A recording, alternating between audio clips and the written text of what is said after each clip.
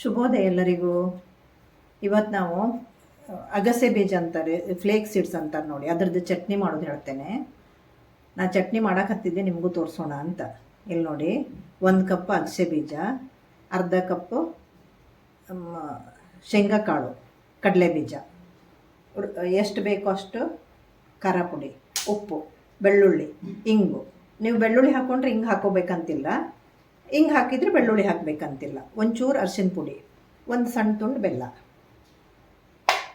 ಇದನ್ನು ಈಗ ಇದು ಅಗಸೆ ಬೀಜನ ಚೆಂದಾಗಿ ಹುರ್ಕೋಬೇಕು, ಇದನ್ನು ಹುರ್ಕೋಬೇಕು, ಎರಡನ್ನೂ ಹುರ್ಕೊಂಡು ಬರ್ತೇನೆ ನೋಡಿ. ನೋಡಿ ಇಷ್ಟು ಹುರ್ಕೊಂಡ್ರೆ ಸಾಕು. ಸ್ವಲ್ಪ ಕಲರ್ ಚೇಂಜ್ ಆಗಿದೆ ನೋಡಿ, ಚಟಪಟ ಸೌಂಡ್ ಬರ್ತದೆ. ಹೌದಾ? ಇಷ್ಟು ಚಟಪಟ ಸೌಂಡ್, ಒಂದು 7-8 ನಿಮಿಷ ನೋಡಿ, ಇಷ್ಟು ಚಟಪಟ ಸೌಂಡ್ ಬರುವಾಗ ಬಂದ್ ಮಾಡ್ತೀವಿ, ಸಾಕು. ಈಗ ನೋಡಿ, ಶೇಂಗಾನು ಹುರ್ಕೊಂಡಿದ್ದೇನೆ. ಇಷ್ಟು ನೋಡಿ, ಕೆಂಪಾಗುವಷ್ಟು ಹುರ್ಕೊಂಡ್ರಾಯ್ತು. ಇದನ್ನು ಈಗ ಇಲ್ಲಿ ನೋಡಿ, ಇದು ಅಗಸೆ ಬೀಜ ಎಷ್ಟು ಪುಡಿ ಮಾಡ್ಕೊಂಡಿದ್ದೇನೆ. ಅಗಸೆ ಬೀಜ ಶೇಂಗಾ ಎರಡು ಒಟ್ಟಿಗೆ ಪುಡಿ ಮಾಡಿದರೆ ಇದು ಸ್ವಲ್ಪ ಕಡಿಮೆ ಪುಡಿ ಆಗ್ತದೆ, ಅದು ಪುಡಿಯೇ ಆಗಿಬಿಡ್ತದೆ. ಅದಕ್ಕೆ ಇದನ್ನು ಒಂದು ಸ್ವಲ್ಪ ಪುಡಿ ಮಾಡ್ಕೊಳ್ಳಿ. ಆಮೇಲೆ ಈ ಶೇಂಗಾನ ಸಿಪ್ಪೆ ಕೂಡ ಹಾಕ್ಬೋದು, ಸಿಪ್ಪೆ ತೆಗಿಬೇಕಂತೇನಿಲ್ಲ. ಸಿಪ್ಪೆ ಕೂಡ ಹಾಕಿ ಎಲ್ಲ ಸಾಮಾನು ಹಾಕಿ ಪುಡಿ ಮಾಡಿದರೆ ಆಯಿತು. ಈಗ ನೋಡಿ, ಶೇಂಗಾ ಬೀಜ ಹುರ್ಕೊಂಡಿದ್ದೇನೆ.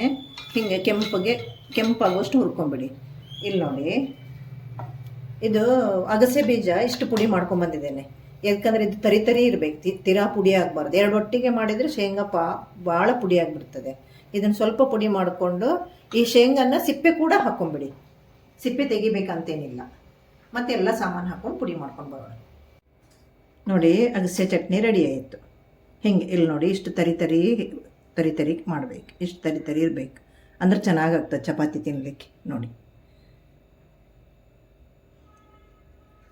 ಈಗ ಸರ್ವ್ ಮಾಡೋಣ ನೋಡಿ. ಚಪಾತಿ ಜೊತೆಗೆ ಮೊಸರು ಹಾಕ್ಕೊಂಡು, ಚಟ್ನಿ ಪುಡಿ ಮೇಲೆ ಮೊಸರು ಹಾಕ್ಕೊಂಡು ತಿನ್ಬೋದು.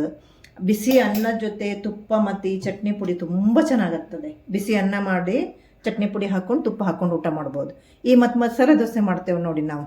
ಮಸಾಲೆ ದೋಸೆ ಮೇಲೆ ಗನ್ ಪೌಡ್ರ್ ಇಲ್ಲ ಅಂದರೆ ಈ ಚಟ್ನಿ ಪುಡಿನ ಹಾಕಿ ಕೊಡಿ, ಮಕ್ಕಳಿಗೂ ಭಾಳ ಒಳ್ಳೆಯದು, ಗೊತ್ತಾಗೋದು ಇಲ್ಲ, ತುಂಬ ಟೇಸ್ಟ್ ಇರ್ತದೆ. ಈಗ ನೋಡಿ, ಚಟ್ನಿ ಪುಡಿ ಹಾಕಿದೆ, ಹಿಂಗೆ ಮೊಸರು ಹಾಕ್ಕೊಂಡು ಚಪಾತಿ ಜೊತೆ ಚೆನ್ನಾಗಾಗ್ತದೆ. ಅನ್ನದ ಜೊತೆ ತುಪ್ಪ ಮತ್ತು ಚಟ್ನಿ ಪುಡಿ, ಚಪಾತಿ ಜೊತೆ ಮೊಸರು ಚಟ್ನಿ ಪುಡಿ, ಇಲ್ಲ ತುಪ್ಪ ಚಟ್ನಿ ಪುಡಿನೂ ಹಾಕ್ಕೋಬೋದು. Thank you.